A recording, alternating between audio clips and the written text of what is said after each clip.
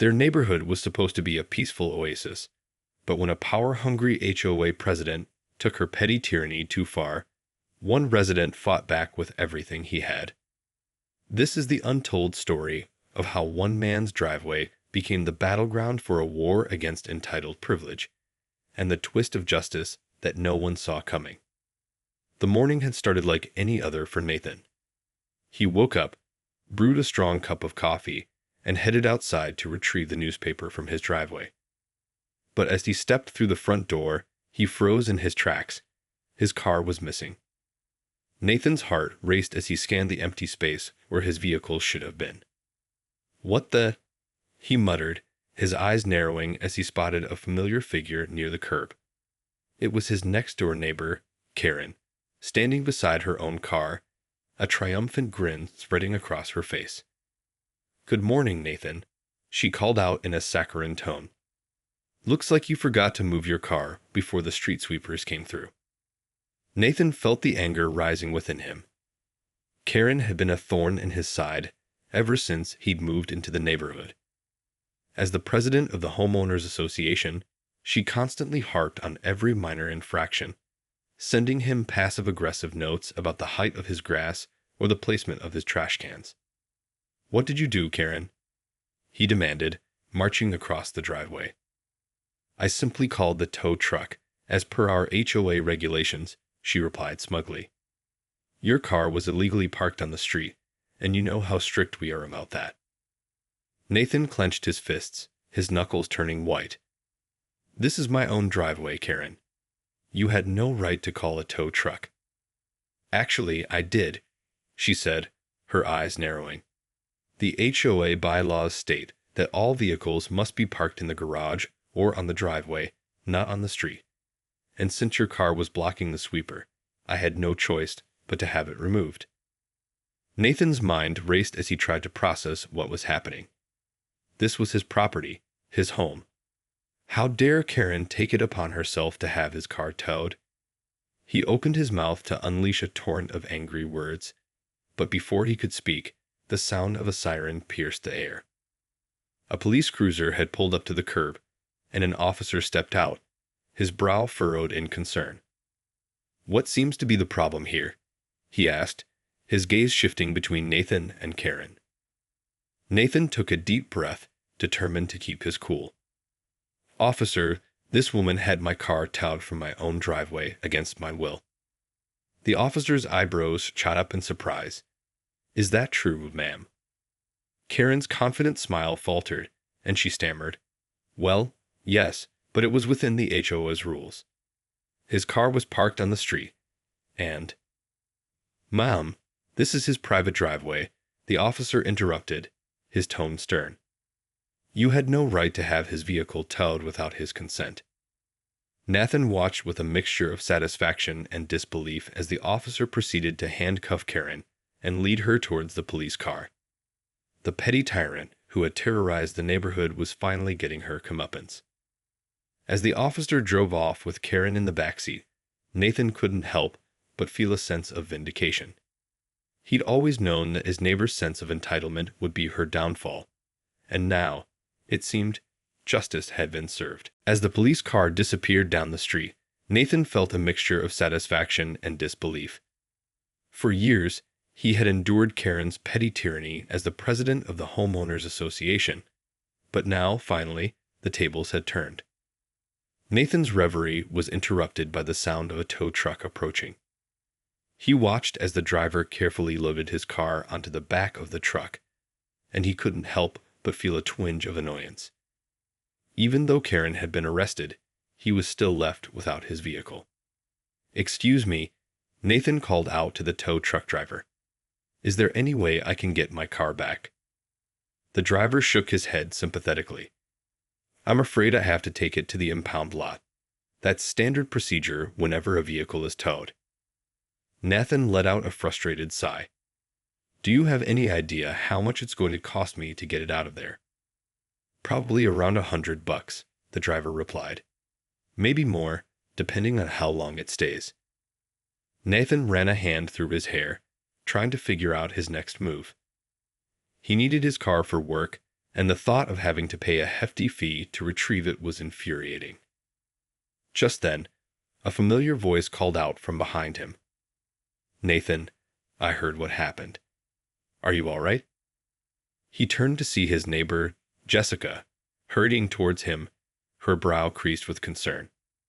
"I'm fine, Jessica," Nathan replied, "but Karen had my car towed, and now I have to pay to get it back." Jessica's eyes widened in disbelief. "That's outrageous. Can she even do that?" "Apparently she can," Nathan said, "according to the HOA bylaws." Jessica shook her head in disgust. "That woman is unbelievable. I'm so sorry you're having to deal with this." Nathan sighed heavily. "I just don't understand why she's always trying to make my life miserable." Jessica placed a comforting hand on his arm. "You know, I've been thinking about running for the HOA board. Maybe it's time we had someone a little more reasonable in charge." Nathan felt a spark of hope ignite within him. "You'd do that?" Jessica nodded. "Absolutely. I'm tired of Karen's power trips, and I know a lot of the other neighbors feel the same way. If we work together, we can put an end to her reign of terror." Nathan couldn't help but smile. That sounds like a plan. As the tow truck driver drove off with his car, Nathan felt a newfound sense of determination. He wasn't going to let Karen's petty tyranny ruin his life. With Jessica's help, he was going to take back control of his neighborhood and make sure that Karen's days as the HOA president were numbered. The next few days were a whirlwind for Nathan. After Karen's arrest, the news had spread quickly through the neighborhood, and it seemed like everyone had an opinion on the matter. Some residents were outraged, rallying behind Karen and accusing Nathan of overreacting. But to his surprise, the majority of his neighbors were firmly on his side, sick and tired of Karen's heavy-handed tactics as the HOA president. Jessica wasted no time in mobilizing the disgruntled homeowners. She began canvassing the neighborhood, collecting signatures for a petition to hold a special election to remove Karen from her position. Nathan was impressed by her determination and organizational skills, and he threw himself wholeheartedly into the effort. "We need to make sure every single person in this neighborhood knows what Karen did," Jessica told him, her eyes alight with purpose. "This is our chance to take back control of the HOA and put an end to her reign of terror." Nathan nodded in agreement. "I'm with you, all the way. I can't believe she had the audacity to have my car towed from my own driveway. That was the final straw for me." "Well, now it's time for her to face the consequences," Jessica said, a steely glint in her eyes. "And I intend to make sure she does." Over the next few days, the petition gained momentum, with more and more residents adding their names. Nathan watched with a sense of satisfaction as the number of signatures continued to grow, knowing that Karen's time as the HOA president was quickly drawing to a close. Meanwhile, the legal fallout from Karen's actions continued to unfold. She had been released on bail, but the charges against her were serious: abuse of power, unlawful trespassing, and destruction of private property, among others. Nathan had been called in to give a statement to the police, and he had made it clear that he was not going to back down. "I want her held accountable for everything she's done," he told the officer. "She's terrorized this neighborhood for far too long, and it's time for it to stop." The officer had nodded sympathetically. "Don't worry, Mr. Hawkins. We take these kinds of complaints very seriously. We'll make sure she faces the full consequences of her actions." As Nathan left the police station, he couldn't help but feel a sense of cautious optimism. For the first time in years, he felt like he had a fighting chance against Karen's tyranny. With the support of his neighbors and the backing of the law, he was confident that he could finally put an end to her reign of power. Little did he know, however, that Karen had a few tricks up her sleeve, and she was determined to go down swinging. The special election to determine the future of the HOA was just a week away, and the tension in the neighborhood was palpable. Karen, desperate to cling to her power, had pulled out all the stops in her attempt to discredit Jessica and derail the petition. She had gone door to door, spreading rumors and lies about Jessica's qualifications and her supposed plans for the HOA. She had even tried to claim that the petition was invalid, citing some obscure technicality in the bylaws. But Nathan and his fellow residents were having none of it. They rallied behind Jessica, determined to see Karen's reign of terror come to an end. "She's not going to get away with this," Nathan told Jessica over a cup of coffee one morning. "The more she tries to fight us, the more people are turning against her." Jessica nodded, her brow furrowed in concentration. "I know, but we can't let our guard down. Karen is a master manipulator, and she's not going to go down without a fight." "Well, she's going to have to try a lot harder than that," Nathan said, his voice hardening. "We're not going to let her bully us into submission." Just then, the sound of a car door slamming outside caught their attention. Nathan peered out the window and felt his blood boil as he saw Karen striding up his driveway, a determined look on her face. "Speak of the devil," he muttered, setting down his coffee and heading for the door. As he stepped outside, Karen's gaze locked onto him, her eyes narrowed in a look of pure venom. "Nathan," she spat, "we need to talk." "What do you want, Karen?" Nathan replied, crossing his arms over his chest. "I want you to call off this ridiculous petition," she demanded. "It's a waste of time and money, and it's only going to cause more problems for this community." Nathan felt his anger boiling over. "You're the one causing problems, Karen. Ever since you became the HOA president, you've been making life miserable for everyone in this neighborhood." "That's not true," Karen protested. "I'm simply trying to uphold the integrity of our community. And you," she said, jabbing a finger in his direction, "are the one who's disrupting that." "Uphold the integrity?" Nathan scoffed. "You had my car towed from my own driveway, Karen. That's not upholding anything except your own twisted sense of power." Karen's face flushed with rage. "That was within my rights as the HOA president. You were breaking the rules, and I had to take action." "The rules?" Nathan shook his head in disbelief.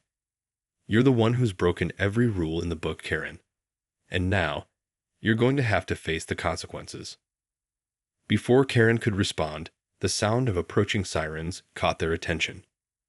Nathan felt a surge of satisfaction as he watched a police car pull up to the curb, the officer stepping out with a grim expression on his face. "Mrs. Stevens," the officer said, "we have a warrant for your arrest." As Karen's eyes widened in shock, Nathan couldn't help but feel a sense of vindication. It seemed that the tables had turned once again, and this time, Karen was the one who was going to face the consequences of her actions. As the police officer slapped the handcuffs onto Karen's wrists, Nathan couldn't help but feel a sense of grim satisfaction. After years of enduring her petty tyranny, the tables had finally turned, and the once powerful HOA president was now the one facing consequences for her actions. "What is the meaning of this?" Karen demanded, her voice shrill with panic. "I haven't done anything wrong." The officer, undeterred by her outburst, simply recited the charges. "Karen Stevens, you are under arrest for abuse of power, unlawful trespassing, and destruction of private property. You have the right to remain silent. Anything you say can and will be used against you in a court of law." Nathan watched as the officer escorted Karen to the police car, her shouts of protest echoing through the neighborhood. A crowd had begun to gather, drawn by the commotion, and he could see the looks of satisfaction on his neighbors' faces. "It's about time that woman got what was coming to her," one elderly resident muttered. Nathan couldn't agree more. He had spent years feeling powerless in the face of Karen's bullying, but now, with the support of his community, he finally had the upper hand. As the police car drove away, Nathan turned to Jessica, who had been watching the entire scene unfold. "I guess this means the special election is a done deal," he said, a wry smile playing on his lips. Jessica nodded, her eyes alight with triumph. "It sure does." With Karen out of the picture, The HOA is ours. Nathan couldn't help but feel a sense of relief and excitement. The past few weeks had been a roller coaster, but now, the future of their neighborhood seemed brighter than ever. So, what's the plan? He asked, eager to get the ball rolling. Well, first, we need to make sure the petition gets approved and the election moves forward as scheduled, Jessica replied. Then, we'll need to start rallying the community, making sure everyone knows what's at stake. Nathan nodded, his mind already whirring with ideas. I'm in. I'm ready to take back this neighborhood and put an end to Karen's reign of terror once and for all. The two of them shook hands, their shared determination fueling their resolve. Nathan could almost feel the weight of the past few years lifting from his shoulders. With Karen out of the picture and the HOA in the hands of more reasonable leadership, he finally felt like he could breathe easy. But as he watched the police car disappear down the street, a nagging feeling of unease began to creep into the back of his mind. He couldn't shake the suspicion that this battle was far from over, and that Karen was not the type of person to go down without a fight. In the days following Karen's arrest, the neighborhood was abuzz with activity. The special election to determine the future of the HOA was fast approaching, and Jessica had thrown herself into the campaign with a fervor that left Nathan both impressed and exhausted. I'm knocking on every door, making sure everyone knows what's at stake, she told him, her eyes gleaming with determination. We can't let Karen's supporters sway the vote. Nathan nodded, understanding the gravity of the situation. I'm with you, Jess. I'll do whatever it takes to make sure she never sets foot in the HOA office again. Together, they worked tirelessly, rallying the community and drumming up support for Jessica's candidacy. The tension in the neighborhood was palpable, with Karen's loyalists putting up posters and distributing flyers in a last-ditch effort to sway public opinion. But Nathan and his allies were not to be deterred. They countered with their own campaign, highlighting Karen's abuses of power and Jessica's vision for a more inclusive, community-oriented HOA. As the election day drew closer, the rivalry between the two factions reached a fever pitch. Heated arguments broke out on the streets, and accusations flew back and forth like bullets in a war zone. Nathan found himself caught in the middle of it all, his nerves frayed and his patience wearing thin. He longed for the days when the neighborhood had been a peaceful oasis, free from the drama and infighting that now consumed it. Just a few days before the election, Nathan received a call from the police station. His heart sank as he listened to the officer on the other end of the line, informing him that Karen had been released on bail. I'm sorry, Mr. Hawkins, but there's not much we can do, the officer said, his voice tinged with regret. The judge deemed the charges against her to be relatively minor, and she's been released on her own recognizance. Nathan felt a sense of dread wash over him. He knew that Karen would not take her defeat lying down, and he feared what she might do in her desperation to cling to power. Is there any way I can get additional security for the election? He asked, his mind racing with contingency plans. We'll have a few extra officers on hand to ensure everything goes smoothly, the officer replied. But I can't promise we'll be able to stop Karen if she decides to cause trouble. Nathan thanked the officer and hung up the phone, his heart pounding in his chest. He had to warn Jessica and the others. They needed to be prepared for anything. As he stepped out onto the porch, he spotted a familiar figure lurking in the shadows. Karen, her eyes narrowed and her lips twisted into a sinister grin. The battle lines had been drawn, and the stakes had never been higher. Nathan's heart raced as he locked eyes with Karen, her gaze burning with a ferocity he had rarely seen. The air was thick with tension, and he could feel the weight of the impending election pressing down on him. Karen, he said, his voice steadier than he felt. What are you doing here? She took a step forward, her lips curling into a sinister smile. Just taking a little stroll, Nathan. Is that a crime now? Nathan narrowed his eyes, refusing to be cowed by her thinly veiled threat. You know damn well why you're here. The election is in a few days, and you're desperate to stop it. Karen let out a haughty laugh. Stop it? Oh, Nathan, I have no intention of stopping it. In fact, I plan to win it. Nathan felt his blood run cold. You really think the residents of this neighborhood are going to vote for you after everything you've done? Oh, I have my ways, Karen replied, her eyes glinting with malice. And I'm not going to let a bunch of upstart do-gooders like you and Jessica ruin everything I've worked for. Nathan opened his mouth to retort, but the sound of approaching footsteps caught his attention. He turned to see Jessica hurrying towards them, her brow furrowed with concern. Nathan, I heard you talking to someone, she said, her gaze flickering to Karen. What's going on? Jessica, Karen purred. How nice of you to join us. I was just telling Nathan here about my plans for the upcoming election. Jessica's eyes narrowed, and Nathan could see the anger simmering beneath the surface. Your plans? Don't you mean our plans, Karen? Or have you forgotten that you're no longer the president of this HOA? Karen let out a harsh laugh. Oh, Jessica, you poor, naive girl. You think you've won, don't you? But what you don't realize is that I've been playing this game for a lot longer than you have. What are you talking about? Jessica demanded, her voice rising. I'm talking about the fact that I've got some very influential friends who are more than happy to help me take back what's rightfully mine, Karen replied, her eyes glinting with triumph. Nathan felt a chill run down his spine. He had known that Karen was a formidable opponent, but the thought of her wielding that kind of power was truly terrifying. You can't do this, Karen, he said, his voice low and intense.